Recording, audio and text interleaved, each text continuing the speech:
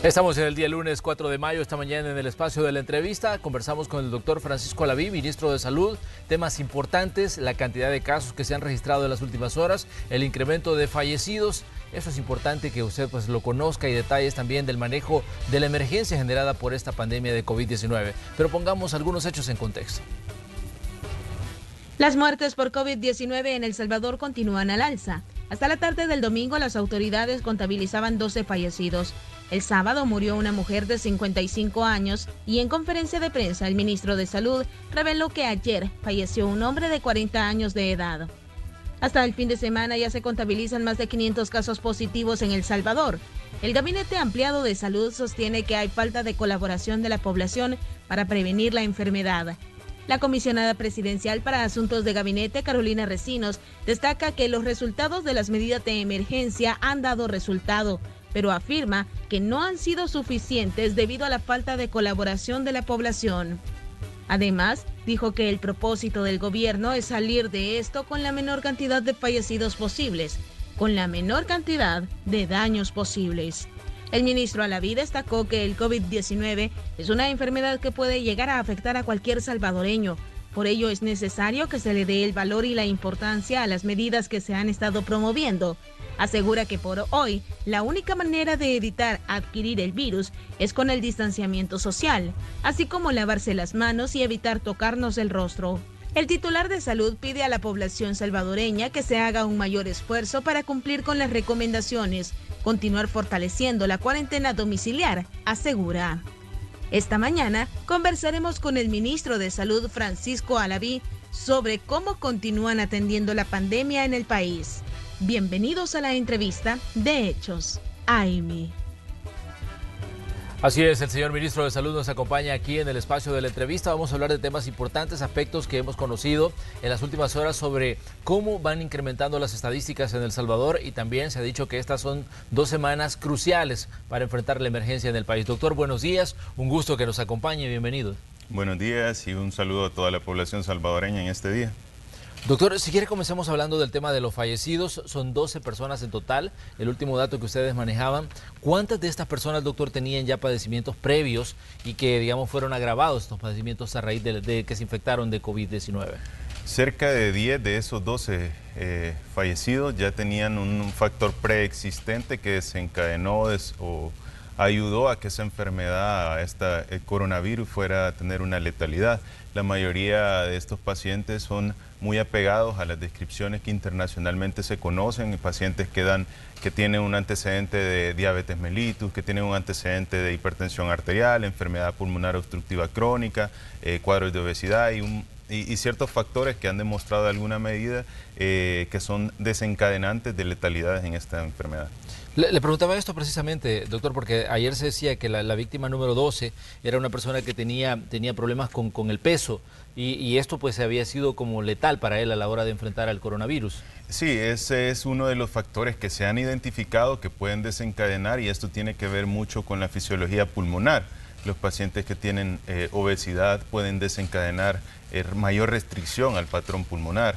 Varias de las estrategias del tratamiento de los pacientes COVID positivos están en relación a esas restricciones. Por eso que ustedes han evidenciado que los pacientes también de alguna manera dentro de los tratamientos en las unidades de cuidados intensivos está muy descrito que el paciente está boca abajo. Eso sí. Es parte de todas estas características y de todas estas estrategias que se están utilizando para lidiar con las complicaciones y la fisiopatología propia de la enfermedad de coronavirus. Doctor, ¿y cuál es la evaluación que hacen ustedes de la emergencia en cuanto al número de fallecidos? ¿Consideran ustedes que esto era algo que se veía venir, una situación como la que tenemos a este momento, el nivel, digamos, de personas muertas a raíz de esta enfermedad? O sea, ¿ustedes lo manejaban de que podría darse este número de personas que fallecieran a la hora de ser atendidas? Nosotros conocemos la evidencia científica y conocemos la capacidad de la enfermedad de generar complicaciones. Como país quisiéramos y como sistema rector de salud quisiéramos que no hubiera un salvadoreño fallecido. Eso sería como el mayor logro o el mayor éxito, pero sabemos que las características de las pandemias son esas, que tienden a enfermar bastantes poblaciones en todo el mundo. Ahora, uno conoce que las enfermedades respiratorias, específicamente las neumonías relacionadas incluso a influencias y a otros virus, tienen letalidades, y esas letalidades las hemos descrito en múltiples ocasiones, 7.5% y otros datos característicos. Entonces, nosotros sabemos que coronavirus va a tener complicaciones letales en nuestro territorio, así como en cualquier otro de los países. No quisiéramos que hubiera. Es por eso que insistimos mucho en que las medidas de recomendación, la restricción y el distanciamiento social se cumplan, porque son medidas simples, son medidas que están al alcance de los salvadoreños y que perfectamente pueden evitar que desencadene una letalidad en un salvadoreño más. Doctor, entre las personas fallecidas hay alguien del personal médico, porque esto es algo que ha estado dándole vueltas a las redes sociales, donde se hablaba de un empleado de Fosalud, decía que había muerto, y que incluso algunos sectores políticos decían es la primera víctima entre nuestros héroes que están luchando contra el coronavirus. Me gustaría saber si ustedes como Ministerio de Salud ya manejan esta muerte o la contemplan dentro de los casos de coronavirus. Sí, quizás primero aclarar que sí existen antecedentes en todo el mundo que va a haber personal de primera línea infectado por coronavirus y personal que de alguna manera pues, va a perder la batalla en esta enfermedad de coronavirus. Ahora, en el contexto específico del paciente, se trata de un médico, nosotros lo hemos visto en redes sociales y también hemos estado pendientes porque el paciente sí estuvo manejado en una unidad de cuidados críticos. Se trata de un personal de salud el cual tuvo una suma de complicaciones, una diabetes mellitus que no estaba controlada, acompañado de un proceso respiratorio. Sus pruebas de coronavirus, ambas pruebas, GeneXpert y PCR, fueron negativas. El paciente falleció a complicación de un proceso respiratorio más una diabetes mellitus agregada no controlada, lo cual desencadena estas complicaciones. Pero las pruebas estaban negativas, ambas pruebas, y en ese sentido el paciente pues desencadenó una letalidad a raíz de una infección respiratoria aguda, específicamente una neumonía más una diabetes mellitus no controlada. Pero este es un dato importante, no murió esta persona por COVID-19, porque este es uno de los casos que, como les decía yo, da muchas vueltas en redes sociales, pero sin embargo es importante escucharles a ustedes, que son los que manejan los datos oficiales, ¿no?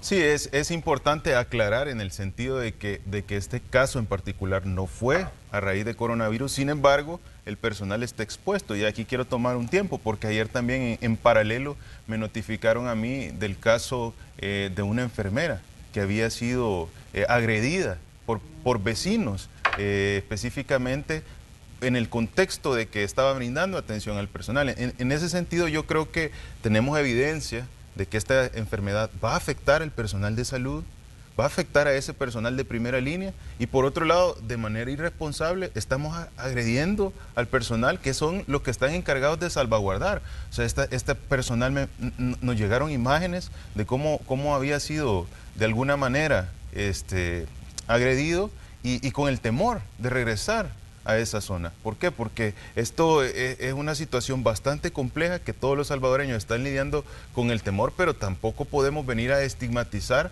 o a generar ese tipo de circunstancias con el personal de salud, que es el que está expuesto, que está batallando con todo el contexto de coronavirus, y todavía tener que batallar con su seguridad por parte de la población salvadoreña. Yo creo que no debería de ser así. Esto debemos de ser responsables y tomar nosotros como lo son. Ellos no son héroes, no lo han pedido hacer. Ellos estuvieron ahí, están cumpliendo su función y la van a realizar de la mejor manera. Y lo mínimo que los salvadoreños deberíamos de hacer es agradecer esa actitud y esa exposición que está teniendo el personal de primera línea. Doctor, ¿y esta agresión se dio en algún punto específico de San Salvador o fuera sí, de San Salvador? Esta agresión fue dentro de un territorio en El Salvador.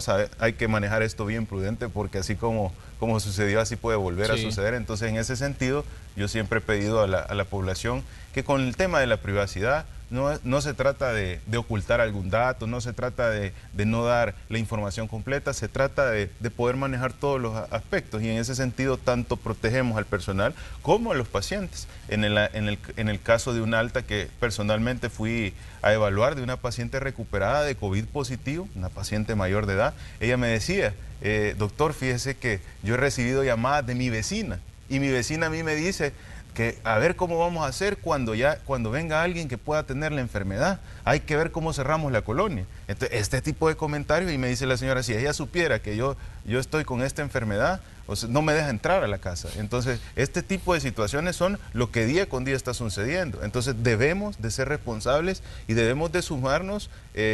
Aquí no va a ser un personal de salud o un paciente COVID positivo el que lo va a enfermar. Aquí quien lo va a enfermar es usted, si no se queda en su casa, si no guarda la restricción, si no guarda el distanciamiento social. Entonces tenemos que ser responsables y de alguna manera no exponernos para que no tengamos esa enfermedad.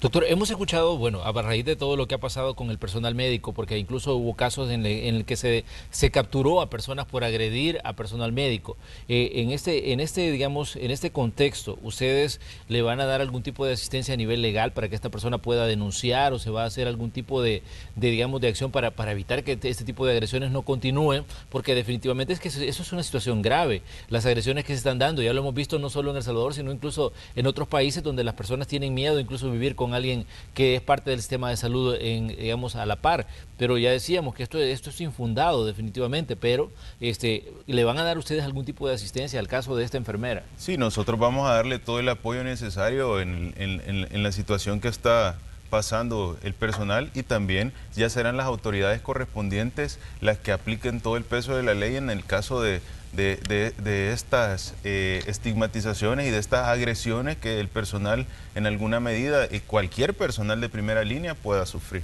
Doctor, ¿y qué pasó con todo el personal que fue en determinado momento llevado a cuarentena por haber tenido contacto con pacientes que eran COVID positivos?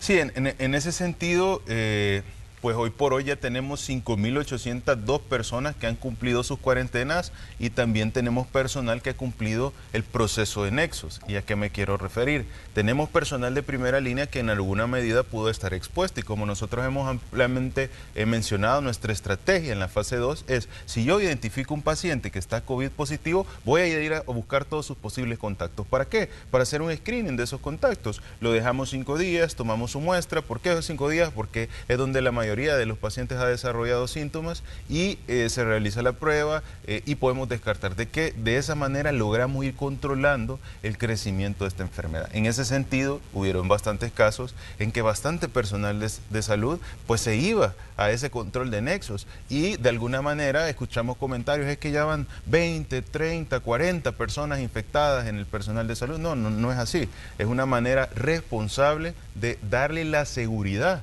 al personal de que podemos descartar si en alguna medida ellos pudieron estar expuestos. De esa gran cantidad han sido pocos los casos, y específicamente los casos ya identificados, los que han sido positivos. Posterior a esto, el personal de salud se puede ir con toda tranquilidad, ¿verdad? Porque no tiene la enfermedad, pero se tiene que ir también a cumplir y a seguir salvaguardando la vida de los demás salvadoreños. Muy bien, doctor, me gustaría que habláramos también sobre otra situación que ha estado siendo parte de todas las coberturas informativas. En diversos momentos usted ha dicho que estas 2 semanas son cruciales en cuanto al tema de los contagios. Ya ayer veíamos un repunte en el número de personas positivas, también veíamos un incremento en el número de pruebas, que son más de 1.700 según el dato que ustedes publicaban, y decían 65 casos positivos. ¿Qué decirle al ciudadano sobre esta situación? Porque parece que muchos salvadoreños estamos tomando muy a la ligera el tema de la emergencia, muy a la ligera incluso el tema de la cuarentena, y vemos cómo el número de casos va subiendo de forma vertiginosa, porque no habíamos visto un repunte de 65 personas diagnosticadas al mismo tiempo. Sí, en ese sentido, las características de la transmisión de esta enfermedad hacen que ese crecimiento sea exponencial. Entonces, a mayor tiempo de iniciar una circulación local, pues podemos nosotros tener una idea de que va a haber mayor transmisión. En ese sentido, cuando inicia el cronómetro de conteo para todas estas proyecciones estadísticas, cuando identificamos los primeros casos locales. Es entonces que empieza un conteo de tiempo y una proyección estadística en la cual nosotros podemos, en compañía de programas y de computadora, nosotros podemos tener idea de cuándo más o menos vamos a tener la mayor transmisión o en la mayor semanas de transmisión. En ese sentido, nosotros sabemos que estas 2 semanas, por las características, el virus ya está circulando. Entonces, cualquier salvadoreño puede adquirir la enfermedad. ¿Y cómo evitamos adquirir la enfermedad? No exponiéndonos. En ese sentido, creo que la población debe tener esa responsabilidad. Bastante lo cumplen. Hemos sido nosotros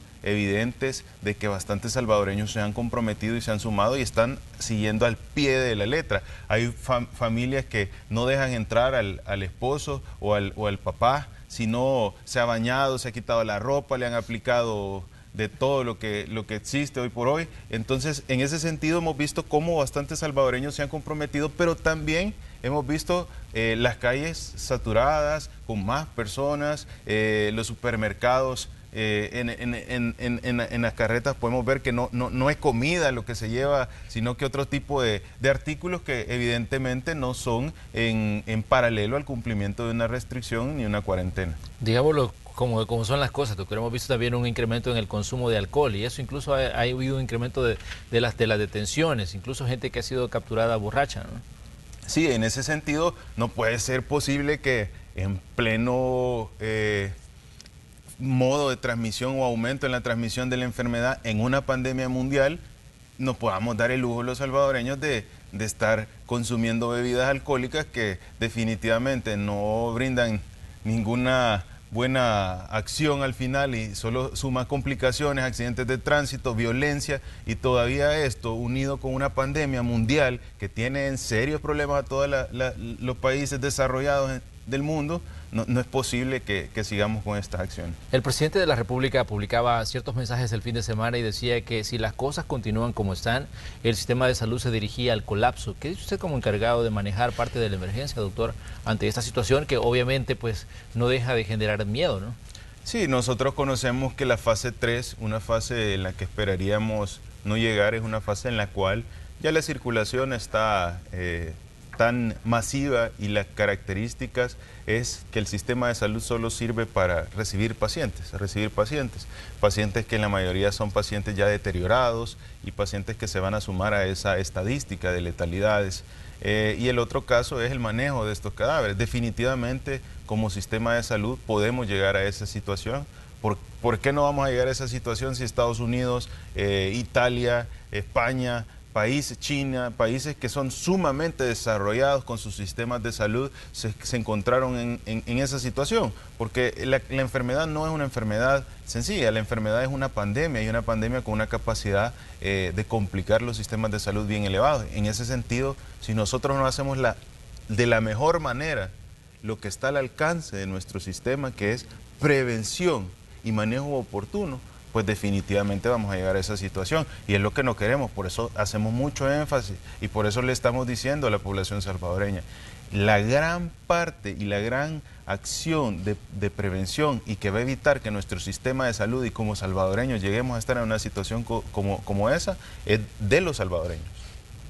Doctor, ¿de cuántas plazas se disponen en unidades de cuidados intensivos? Porque ese es otro punto importante que me parece que se debe dar a conocer a los ciudadanos. Sí, hemos adecuado. El país tiene cerca de 275 unidades de cuidados críticos y en este sentido yo quiero ser bien enfático. Nosotros hemos aperturado a lo largo del tiempo hospitales temporales COVID y es bien importante la parte de temporales COVID. ¿Por qué? Porque una unidad de cuidados intensivos, una unidad de manejo hospitalario está diseñada para dar atenciones en múltiples enfermedades. Pacientes con sepsis, pacientes hipertensos, diabéticos, pacientes complicados, accidentes de tránsito, una infinidad de enfermedades que existen y es por eso que las unidades deben de cumplir con características especiales. Sin embargo, al habilitar hospitales temporales COVID, nosotros habilitamos áreas específicas que van a dar atención en los diferentes niveles, sea un nivel básico, un nivel intermedio, un nivel crítico, enfocados a una enfermedad y eso es COVID. Entonces, en ese sentido, tenemos que comprender que la mayoría de las unidades, si bien tenemos 275 en el sistema de salud, nosotros hemos designado ya áreas en las cuales se va a dar una atención de cuidados críticos relacionados a COVID, que no va a ser una UCI y no va a ser una unidad como la usual o la convencional que está diseñada para manejar unas infinidad de enfermedades.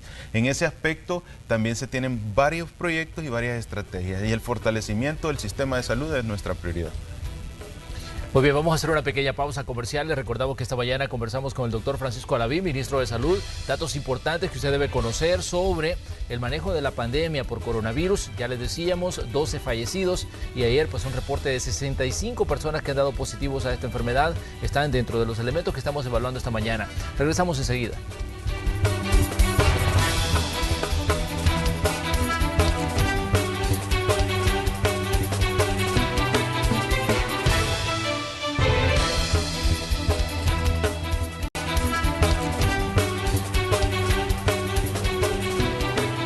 Esta mañana en el espacio de la entrevista de Hechos AM conversamos con el doctor Francisco Alaví, el ministro de Salud. Estamos conversando sobre el tema de la pandemia de COVID-19 y el manejo de la emergencia aquí en el territorio salvadoreño. Doctor, hay diferentes proyecciones que hablan de los escenarios que pueden ocurrir para El Salvador en los próximos días. Hay uno que habla, dice, en el peor de los casos, El Salvador podría alcanzar hasta 60,000 personas infectadas. Otros dicen, no, mire, la situación va a ser mucho más moderada, y todo va a depender incluso del comportamiento de la gente y cómo se acaten las medidas y las recomendaciones, y también de cómo se maneje todo el tema de la emergencia. ¿Qué nos puede decir usted, doctor, respecto a todas estas proyecciones que se hacen y que vienen a incorporarse dentro de todos los datos que estamos recibiendo a diarios del tema de la pandemia?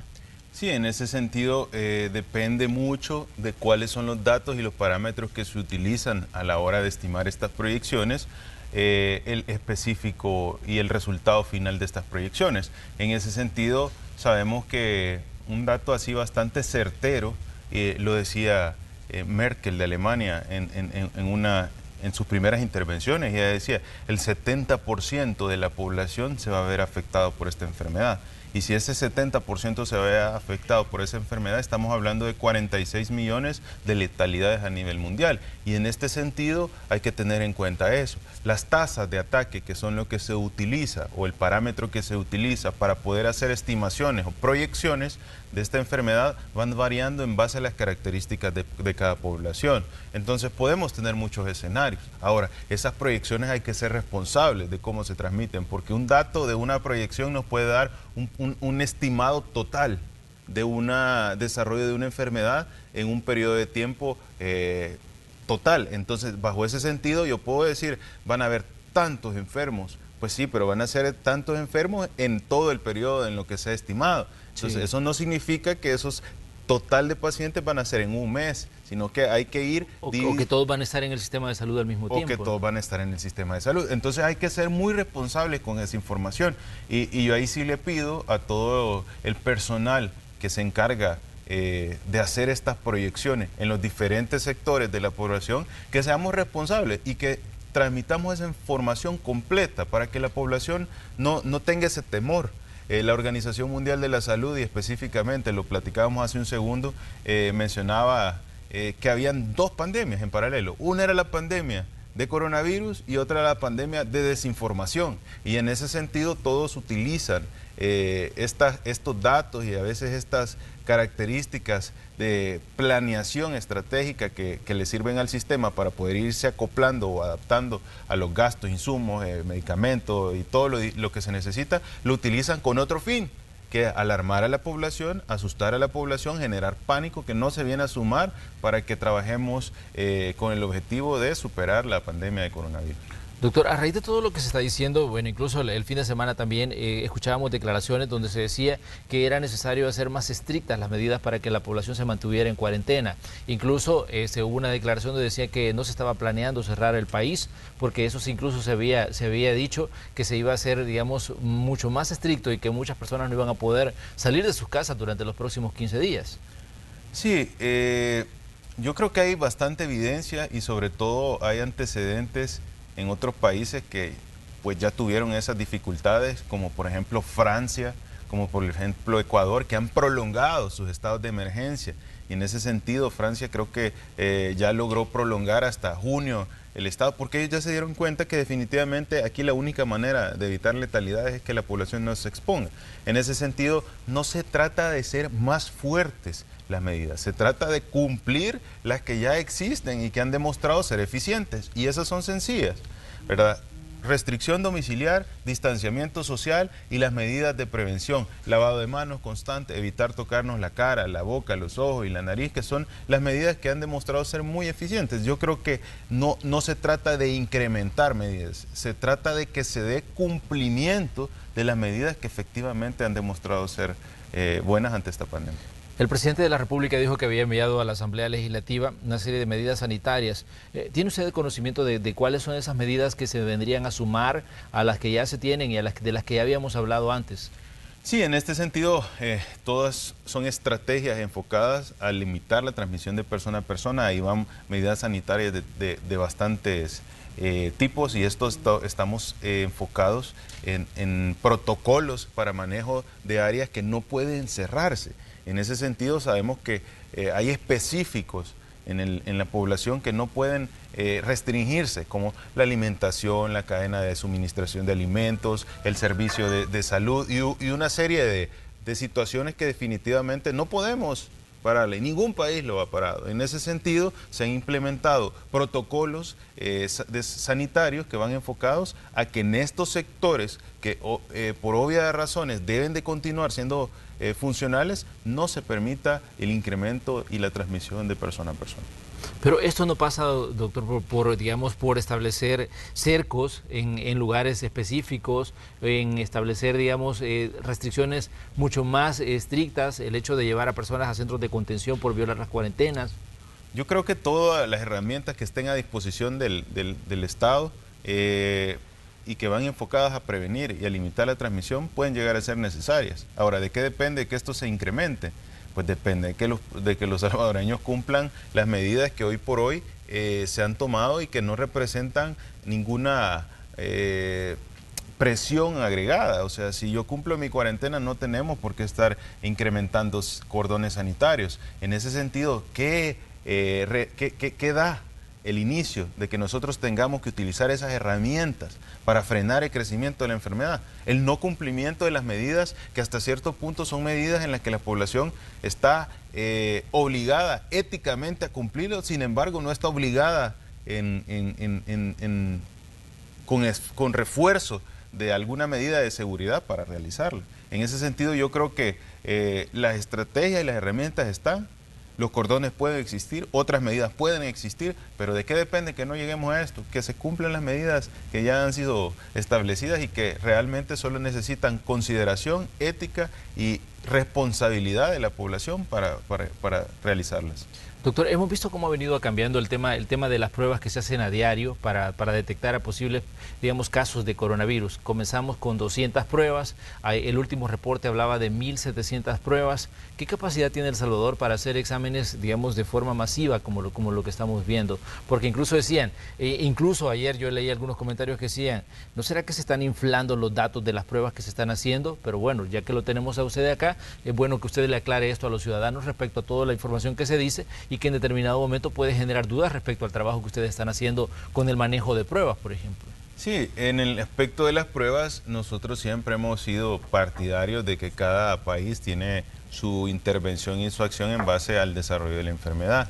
En un inicio estas pruebas no tenían la indicación de masificarse porque pues no había circulación local, y hoy por hoy nosotros no trabajamos solo en el día a día, sino que trabajamos también en cuál va a ser el siguiente paso que el país tiene que dar. Y en ese sentido sabíamos que de alguna manera pues iba a llegar un momento en que se activara una fase 2 y incrementar en la fase 2 la toma de pruebas es sumamente importante, porque así vamos indagando en todo el territorio cómo está, dónde hay más casos, cómo vamos a ir frenando el crecimiento de estos casos para que el sistema no se sature. En ese paralelo se decide incrementar la capacidad de laboratorio para la toma de pruebas. Hoy por hoy estamos realizando 1.700 pruebas, somos uno de los países, bueno, el país en la región que más pruebas está realizando, y está realizando solo pruebas avaladas por la Organización Mundial de la Salud. Los resultados de estas pruebas son transferidas directamente de los sitios y de los laboratorios. Tenemos hoy por hoy 3 laboratorios realizando este tipo de pruebas a su máximo con turnos 24 horas, con lo cual nosotros garantizamos que sacarle productividad a esos laboratorios y de alguna manera llegar a esta información es trasladada directamente al Ministerio de Salud, con lo cual se van consolidando los datos. Estas pruebas no son infladas, son pruebas que se realizan dentro del territorio y que se realizan en un cronograma específico para la toma de las muestras. Dentro de la toma de las muestras se estableció prioridades. ¿Por qué? Porque nosotros no contamos con 6 millones de pruebas para realizarle a los salvadoreños día con día. Estamos con un número el cual es limitado, pero limitado en base a un análisis y a una evidencia científica. Hoy por hoy se habla de 1.500 pruebas por millón de habitantes, se habla de ciertos parámetros que nosotros tenemos que ir implementando. En ese sentido, las pruebas que nosotros tenemos hoy por hoy son bastante suficientes, pero también dentro de esa cantidad debemos de priorizarlas. Y en ese sentido vamos a incrementar de ser necesario con tal de magnificar la cobertura de la fase 2 ante esta pandemia. ¿A qué número de pruebas esperarían llegar ustedes? ¿A las 2.000, doctor? Porque bueno, ya casi estamos cerca de las 2.000, porque está en 1.700, ¿no? 1.700 y algo, el último dato que ustedes brindaban. Hay varios datos y varias proyecciones que nosotros estamos teniendo. Una de ellas ronda las 3.000 pruebas diarias, y en ese sentido eso daría una facilidad en el manejo tanto de todos los grupos prioritarios de pruebas, desde el paciente sintomático, del personal de primera línea hasta los centros de contención. En ese sentido, el dato podría rondar, hay mucho análisis en base a esto, hay mucho equipo, mucho insumo que se ha ido adquiriendo en el transcurso para poder cumplir eso. Y a la brevedad ustedes se van a ir dando cuenta cómo vamos incrementando esa toma de muestras. Iniciamos con 80 muestras, hoy por hoy estamos realizando 1.790 pruebas diarias y esperamos poder alcanzar un valor mucho mayor. Doctor, me gustaría que hablemos también, ya que lo tenemos a usted aquí en el espacio de la entrevista, de la situación de los centros de contención. Hemos visto situaciones que se han publicado en el fin de semana de gente que se ha bañado en la piscina, donde están, digamos, están haciendo la cuarentena. Sabemos de gente que ha hecho reuniones en los lugares donde están, se supone, en aislamiento. Hemos visto situaciones que se han dado en las que incluso hubo una situación en la que tuvo que intervenir la policía debido a lo que ha estado pasando. Hemos escuchado de que en algunos centros de contención se han tomado el alcohol gel revuelto con algunas de las bebidas que les dieron como parte de la alimentación. ¿Qué está pasando en los centros de contención, doctor, desde su punto de vista y con todo esto que está ocurriendo respecto a las violaciones que se podrían estar cometiendo ahí y que en determinado momento van en contra de todas las estrategias para prevenir los contagios? Sí, los centros de contención son áreas donde hemos tenido bastantes dificultades, y la mayoría de las dificultades han sido por la actitud de los salvadoreños que están en estos centros de contención.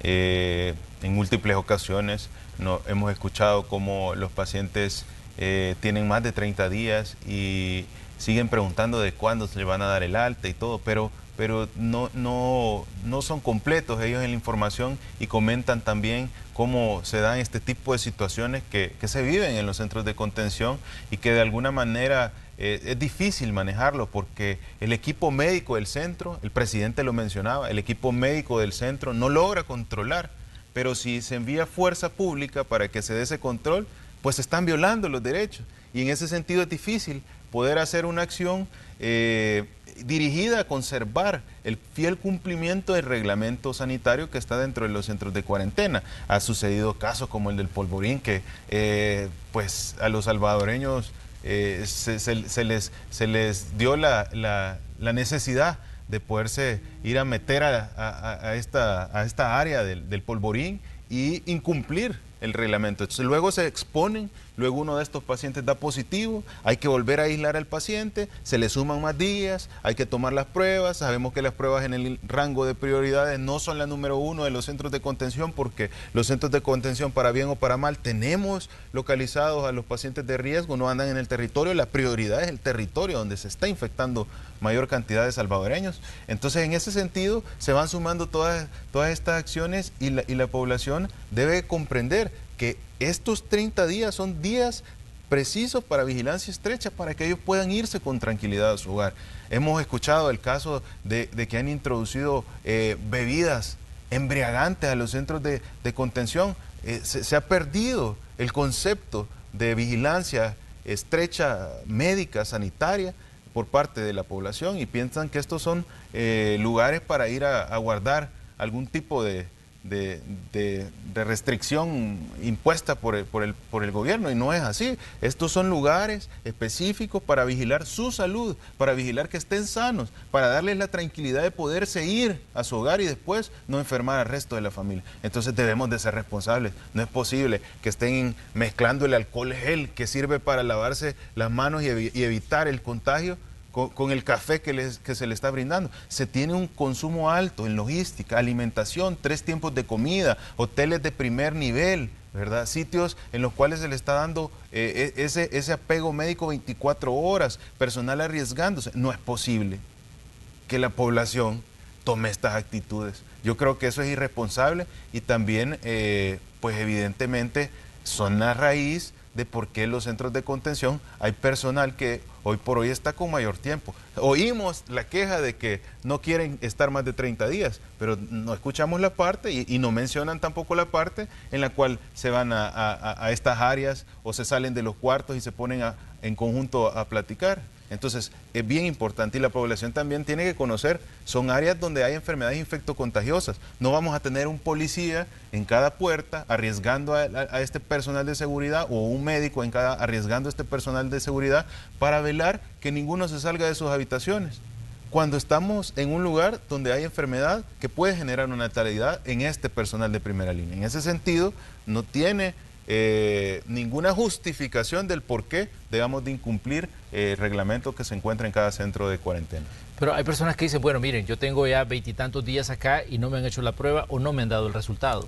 Sabemos que existen protocolos en los cuales se toman las pruebas, y en ese sentido nosotros tenemos que entender que la prioridad número uno son los pacientes que están de entrada sintomáticos y que tienen alguna dificultad. El muestreo en el territorio, eso es prioridad número uno, porque el enfoque debe ser a controlar la enfermedad. Dentro del centro de cuarentena son personas de riesgo, sabemos que es incómodo. Yo no quisiera que ningún salvadoreño estuviera en un centro de contención, pero eso no depende de lo que yo quisiera como médico. Eso depende de las características de esta pandemia, y pues desgraciadamente todos los países están en ese sentido. Que cada país toma diferente conducta, sí, cada país tiene también diferente nivel sociocultural y características en particular. Yo no puedo venir a sacar a un salvadoreño a cumplir una cuarentena domiciliar cuando probablemente este salvadoreño puede tener COVID y vive en un solo cuarto con 6 personas, y de esas 6 personas 5 son adultos mayores. En ese sentido, nosotros sabemos, comprendemos lo difícil que es estar en estos centros de cuarentena, pero estamos haciendo todo lo humanamente posible y todo al alcance del país para darle ese cumplimiento al objetivo principal que encomendó el presidente, que es salvaguardar la vida de los salvadoreños. Ese es un punto importante, doctor, cuando usted dice de por qué no se mandó a mucha gente a la cuarentena domiciliaria o a seguir guardando, digamos, el aislamiento en la casa. Ese es un punto en el que mucha gente dice, mire, yo haría todo lo que fuera con tal de que me mandaran a mi casa, y eso lo dice gente que está en los centros de contención.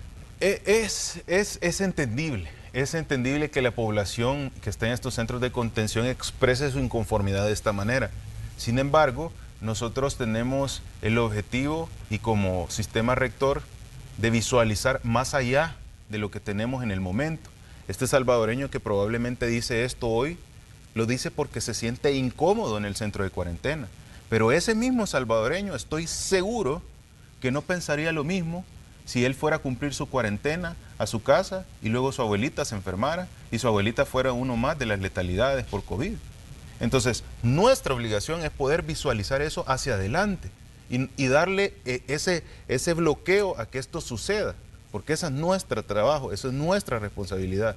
Entonces yo comprendo esos reclamos y de alguna manera esas críticas, porque pues ellos lo están viendo en la incomodidad del día a día. Nosotros lo vemos más allá y lo que queremos es evitar que este salvadoreño luego tenga ese sentimiento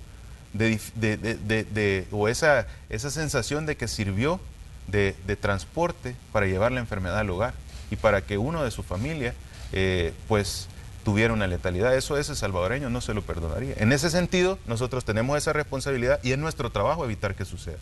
Doctor, ¿qué es lo que está pasando con el tema de los hospitales? Hemos visto también mucha información respecto a las adecuaciones que se han hecho en muchos centros de salud. Ya decía usted, hemos habilitado también espacios en los que se va a atender exclusivamente a pacientes de COVID-19 y se ha hablado mucho también en estos últimos días del Centro Internacional de Ferias y Convenciones. Una de las críticas que se hace es, mire, la habilitación de este hospital no está avanzando de la misma forma que está avanzando la pandemia en El Salvador. En ese sentido, nosotros sabemos que esta enfermedad tiene una característica y es que aquí los enfermos por coronavirus y los muertos por coronavirus no los podemos evitar ni los podemos, no los podemos ocultar. Y en ese sentido, nosotros tenemos que tener claro una situación. Cuando un paciente o un salvadoreño se enferma, este salvadoreño va a buscar una atención en salud y un lugar donde le den la provisión de servicios de salud. En ese sentido, toda la red hospitalaria del país se vuelve susceptible a captar a este paciente. Sí. Es por eso que se han adecuado las áreas y se ha trabajado mucho en la creación de áreas específicas para manejo de pacientes. Si bien es cierto, ya existen hospitales en los cuales han sido designados y lugares en los cuales han sido designados que van desde el más básico, que puede ser un hotel, hasta el más complejo, que puede ser un hospital UCI, entonces se ha designado áreas, pero el paciente se va a captar por cualquier parte del sistema de salud. Si yo vengo y desarrollo una enfermedad, y ojo, esta enfermedad ha demostrado que las complicaciones que desencadena, como lo hemos visto en videos a nivel mundial, son complicaciones relacionadas que tienen una evolución sumamente rápida. No es un paciente que pasa días enfermo y que después se complica. Puede ser pacientes que de un día para otro, en cuestión de medio día, desencadena una dificultad respiratoria intensa que lo hace necesario buscar una atención en salud. Entonces, si un paciente, un salvadoreño, inicia la dificultad respiratoria, busca un hospital. Cualquiera, el que le quede más cerca. Uno cuando está enfermo no va a buscar a ir al hospital designado a tal. Voy al hospital que tenga más cercano. En ese sentido, todos estos hospitales se han incrementado sus áreas para que cuando capten un paciente, que obviamente puede ser sospechoso porque hemos aperturado la definición de caso para que prácticamente cualquier paciente con fiebre más un síntoma respiratorio pueda llegar a ser un paciente COVID, entonces se mete a esa área designada. Una vez en esa área designada, se le hace toda la estabilización o el paciente se guarda la mayoría de sus parámetros para dejarlo lo más estable posible, se decide trasladar en base a las pruebas y a otras características. Ahora, no es el único enfoque los hospitales y su adecuación de áreas. Tenemos hospitales temporales, ¿verdad? Como el caso del hospital temporal de Tecoluca, de Jiquilisco, que son áreas que van a dar una atención en salud básica. Y en ese sentido también tenemos áreas que se han incrementado como las UCI de los hospitales que ya han sido designados. Ahora, en el tema del hospital, del gran hospital de Cifco, es un hospital que está diseñado para ir fortaleciendo también el sistema de salud. Y bajo ese enfoque, el presidente ha sido claro, ha dado el informe de cuántas unidades de cuidados intensivos y cuántas unidades de atención básica va a tener ese hospital, pero el enfoque no es solo el hospital de Cifco, el enfoque es de esta enfermedad darle la capacidad al sistema de salud de quedar abastecido, de que todos los hospitales tengan ventiladores, monitores, aspiradores, cosa que el personal de salud no me dejará mentir, en la mayoría de centros hospitalarios no contamos con ello. Ahora, hoy por hoy nosotros no tenemos deficiencia de camas para manejo de pacientes COVID. Tenemos 555 casos de pacientes COVID positivos. De eso sabemos que la estadística internacional menciona que el 80% va a requerir un tratamiento médico mínimo porque va a ser un paciente, en la mayoría de los casos, asintomáticos o sintomáticos leves. En ese sentido, la población debe estar tranquila que hay áreas para manejar. Entonces, tenemos muchos proyectos en paralelo y todos van con un solo objetivo: garantizar la vida de los salvadoreños y de paso poder sacar el sistema de salud que se encontraba en una condición bastante difícil. En el caso del hospital de Cisco, doctor, ¿para cuándo esperarían ustedes, digamos, que ya se tenga listo? Porque obviamente, decíamos, este es un proyecto que se ha convertido en insignia del tema de la pandemia y la atención que se puede dar ahí. Yo hablaba hace unos días con la presidenta de la Corte de Cuentas de la República y ella me decía, mire, se han gastado ya 13 millones de dólares, pero a raíz de esto, pues obviamente viene la avalancha de críticas, dicen, pero en el CIFCO lo que hay es un hoyo nada más donde se está haciendo una construcción. Sí, existen varias intervenciones en el hospital de Cisco y hay que tener claro y que la población conozca que la mayor inversión no es en infraestructura. Sabemos que el hospital de Cisco es un hospital temporal. Entonces, en ese sentido, la mayor parte de la inversión está reflejada en equipo médico. Ahora, este equipo médico, por las características de la pandemia, ha sido difícil su adquisición. Hay países que han cerrado sus producciones y solo permiten el consumo local, porque la necesidad de ventiladores, de monitores. Y en ese sentido ha sido un poco difícil la llegada de los equipos al territorio, precisamente por las características de la pandemia. Pero la mayor cantidad del recurso financiero que hoy por hoy se va a utilizar en Cisco no es infraestructura, es equipo médico y es equipo médico que va a servir para fortalecer todo el sistema de salud al salir de esta pandemia. Ahora, el hospital lleva un progreso, el hospital está diseñado para dar atención específica para coronavirus y hay que tener esa paciencia porque el objetivo no es solo un hospital. Sabemos que internacionalmente hay hospitales que han demostrado que al ser pequeños pueden dar mayor eficiencia. Es por eso que hemos habilitado varias áreas con las características que ha tenido hospitales de países como Estados Unidos, que claro, sus hospitales temporales son hospitales como el diseño que nosotros tenemos en Tecoluco y Jiquilisco. Tecoluco y Jiquilisco tiene áreas ya en las cuales el paciente puede tocar un botón y el personal desplazarse hacia el área para visualizar. Estamos implementando videovigilancia en el sentido que es aplicar telemedicina para que los pacientes puedan estar con toda tranquilidad y saber que están recibiendo esa vigilancia. En ese sentido creo que hay varias estrategias. El hospital de Cisco lleva su proceso y sobre todo que la población sepa que la mayor inversión en salud en el hospital de Cisco va a estar enfocada al equipo médico que va a fortalecer la red del sistema de salud. Doctor, definitivamente que esto es importante, hablar de toda la atención médica que se está brindando a los pacientes de COVID-19, pero ¿qué digamos qué zonas del país son las que están demandando mayor atención y mayor digamos, esmero del personal médico? ¿Dónde se está atendiendo a más pacientes? Sabemos que la zona central es hasta ahora uno de los puntos medulares, pero ¿hacia dónde se están derivando todos estos pacientes? La mayoría de los casos ha sido en la zona metropolitana, San Salvador y los alrededores, la zona central, porque es donde mayor confluencia de personas hay y es donde de alguna manera eso se suma a la dificultad y al manejo del distanciamiento social. En ese sentido, hay departamentos que están a los extremos y departamentos donde de alguna manera esa aglomeración de personas no se da, ha presentado menores casos. Hoy por hoy eso no debe de ser un punto de tranquilidad, porque yo vivo en Morazán o porque yo vivo en La Unión, no hay problema. Todo el territorio tiene circulación activa de coronavirus. Bajo ese concepto todos los salvadoreños debemos de cumplir las medidas y yo le pido por favor a la población salvadoreña, cumplamos las medidas de distanciamiento social, la restricción domiciliar.